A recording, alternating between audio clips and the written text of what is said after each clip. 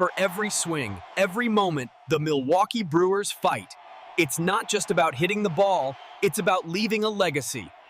Today, I'm bringing you crucial information that directly impacts the immediate future of our rotation and the franchise's financial health. Sources connected to the league and recent reporting from The Athletic, specifically from the renowned trio of Will Salmon, Ken Rosenthal, and Katie Wu, indicate that the Brewers front office is currently concerned about payroll. We are talking about an autumn ritual that we, fans of a small market team, know all too well: the need to balance the books to maintain competitiveness. The bombshell news that triggered this new wave of speculation was Brandon Woodruff accepting the qualifying offer. By taking this one-year deal worth $25 million, Woodruff guaranteed his stay, which is fantastic from a technical standpoint, but it has created a significant financial bottleneck. With this move, our projected payroll for 2026 has jumped to around $136 million. To put that in perspective, the 2025 payroll hovered around $123 million. We are operating well above our usual comfort zone, although owner Mark Attanasio and general manager Matt Arnold have publicly expressed excitement about the current rotation, stating that Woodruff's return isn't necessarily a prelude to cuts. My analysis of the insider landscape suggests caution. The math is cold. To add new pieces and cover gaps, the money has to come from somewhere. And this is where the spotlight inevitably turns to our very own fastball Freddie Peralta. Peralta is entering the final year of his contract with a salary set at $8 million. In the current MLB landscape, where elite pitchers command astronomical figures, $8 million is an absolute bargain. This makes Peralta an extremely valuable asset, not just for us, but as a premium trade chip for clubs desperate for quality pitching. Are there alternative paths to payroll relief? Yes, we could trade closer. Trevor McGill, saving about $4.2 million in projected arbitration, or reliever Nick Mears, which would free up $1.6 million. However, the front office knows these savings are marginal compared to the return a Peralta trade would bring, both in financial relief and prospect capital. There is also the strategic possibility of renegotiating with Woodruff, extending his contract for several years with a lower average annual value, AAV, which would dilute the cap hit for 2026. That would be the masterstroke to keep the duo together. However, recent Brewers history has taught us not to be naive. We saw Josh Hader in 2022, Corbin Burns before 2024, and Devin Williams before 2025. Our management's pattern is clear: capitalize on player value before they hit free agency. With Peralta set to become a free agent at the end of the 2026 season, the temptation to trade him now, while his market value is at its peak due to the affordable contract, is immense. We are facing a classic Milwaukee crossroads: keep the talent for one final run or restock the farm to ensure the future. The concern about payroll isn't just a rumor, it is the engine that will dictate every move Matt Arnold makes in these coming weeks of December. If we assume that trading Freddie Peralta is a real possibility, we need to analyze what that means for the team's structure. Matt Arnold and his crew don't make trades just to save money. They seek to maximize return in controllable talent. Let's look at the recent track record.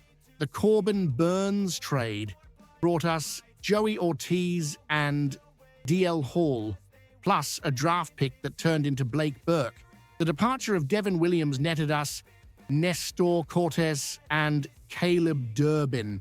If Peralta is dealt, I anticipate the focus will be on young position players ready for the MLB or high-ceiling prospects.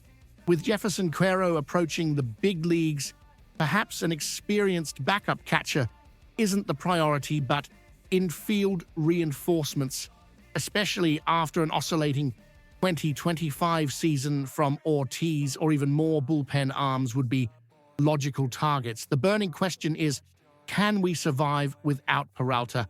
My honest analysis is yes, we can. And I say this based on the absurd depth we have built. For 2026, even without Freddie, we have Brandon Woodruff leading the pack. Behind him, we have a legion of talent. Jacob Misiorowski, whose electricity on the mound is undeniable, Quinn Priester, Chad Patrick, Logan Henderson, Robert Gasser, and Tobias Myers. That's not to mention DL Hall and Aaron Ashby, who have the potential to be solid starters if they stay healthy. We recently added Coleman Crowe to the 40-man roster to protect him from the Rule 5 draft, signaling he is also in the plans. Carlos Rodriguez is another viable option. By my count, we have about 11 realistic options for the starting rotation. Do any of them have the experience and proven consistency of Peralta today? Perhaps not individually, except for Woodruff, but I am a fervent believer in the Brewers pitching lab.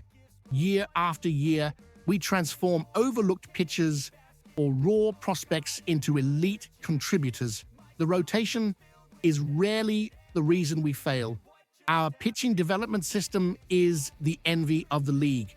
Therefore, trading Peralta, while emotionally painful for those of us who watched him grow since his magical debut in 2018, might be the shrewdest business decision.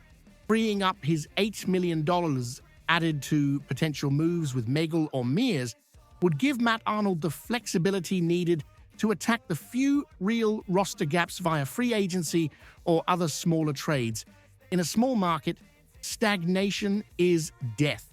Calculated star turnover is what keeps us competitive in the NL Central year after year.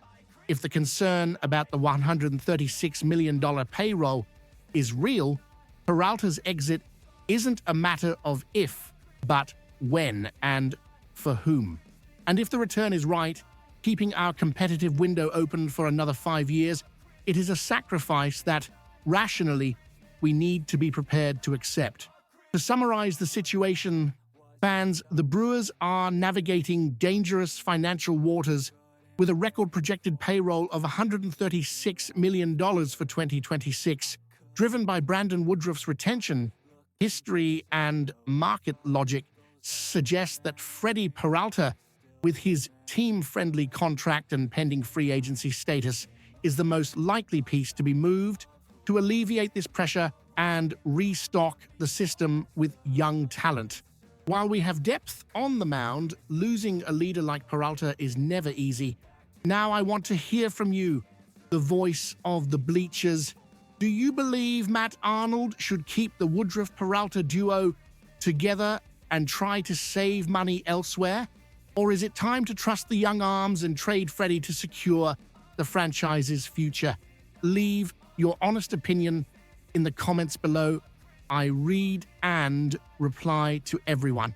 If you enjoyed this deep dive analysis, smash that like button and share this video with other Brew Crew fanatics. Don't forget to subscribe for more tactical breakdowns and breaking news. This is Brewers Fan Central, and I'll see you next time.